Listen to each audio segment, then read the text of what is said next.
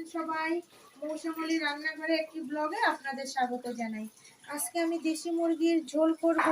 এখানে দুটো দেশি মুরগি নিয়েছি। এই মাংসটা আমি পাতলা, আমি মাংসের জন্য এখানে নুন নিয়েছি, হলুদ গুঁড়ো নিয়েছি, কালারের জন্য একটু কাশ্মীরি লঙ্কার গুঁড়ো নিয়েছি, ধনে গুঁড়ো নিয়েছি, জিরার গুঁড়ো নিয়েছি। এখানে আমি কাঁচা লঙ্কা বেটে নিয়েছি, এখানে আদা বাটা আর রসুন বাটা আর দুটো তেজপাতা নিয়েছি। এখানে আমি পেঁয়াজ নিয়েছি, একটা টমেটো কুচি করে নিয়েছি, কয়েকটা আলু নিয়েছি, আর আমি মাংসতে পেঁপে দিব তাই পেঁপে নিয়েছি। ওটা মশলা একবারে এখানে দিয়েই রান্না করব। এখন আমি পেঁয়াজ কুচি দিচ্ছি, আমি 2 চামচের মতো লঙ্কা বাটা দিচ্ছি, 2 চামচ রসুন বাটা আর 2 চামচের মতো আদা বাটা, আর এর মধ্যেই মশলা দিয়ে দেবো। এক নুন দিচ্ছি স্বাদ মতো, 1 চামচের একটু বেশি হলুদ গুঁড়া দিচ্ছি,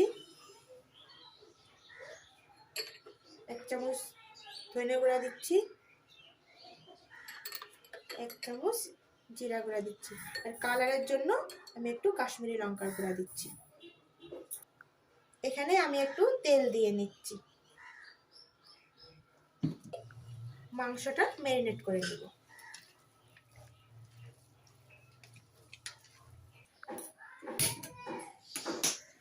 এখন আমি কড়াই উনানে বসাই দিব গ্যাসে।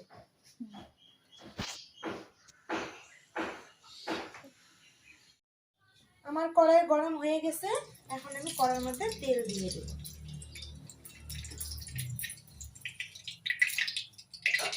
তেলের মধ্যেই আমি দুটো তেজপাতা দিয়ে দেব।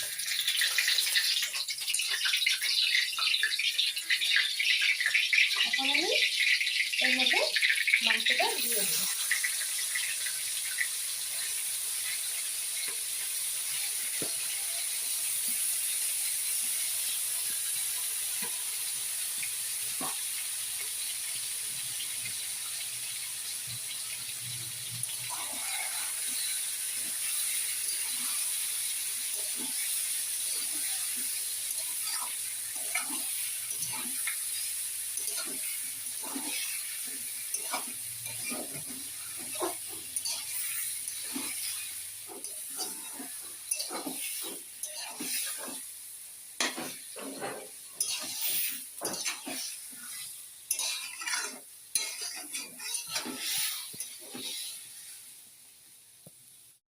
এর মধ্যে আমি এখন জল এড করব।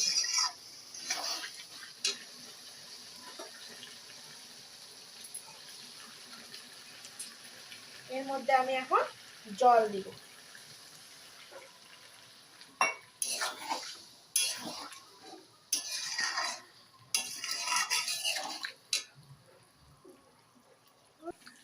এখন আমি টমেটো দিয়ে দেব, দিয়ে আমি মাংসটা ঢেকে দেব। আমি গ্যাসের স্টিমটা একটু কমিয়ে দিচ্ছি।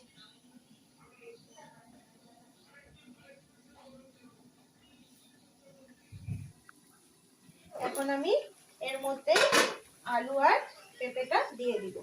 আমি আলুটা ভেজে নিইনি, আপনারা চাইলে আলুটা ভেজেও নিতে পারেন।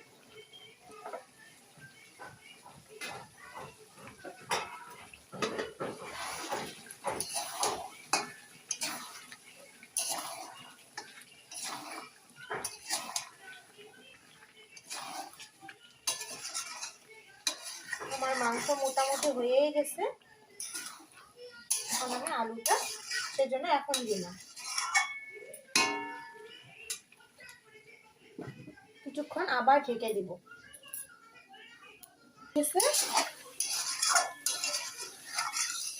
এখন আমি এর মধ্যে জল দিয়ে দিব। আমি পাতলা ঝোল করব, তাই আমি জলটা একটু বেশি দিব।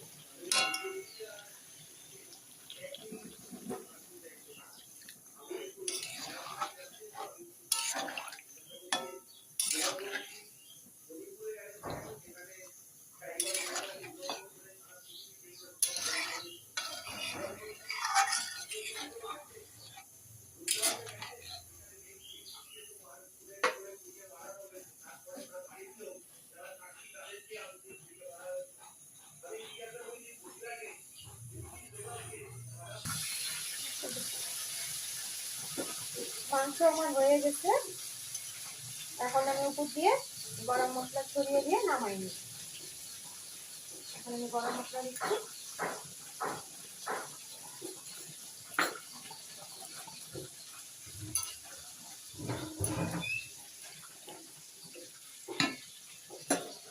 মাংস হয়ে গেছে, এখন আমি মাংসটা নামিয়ে নেব।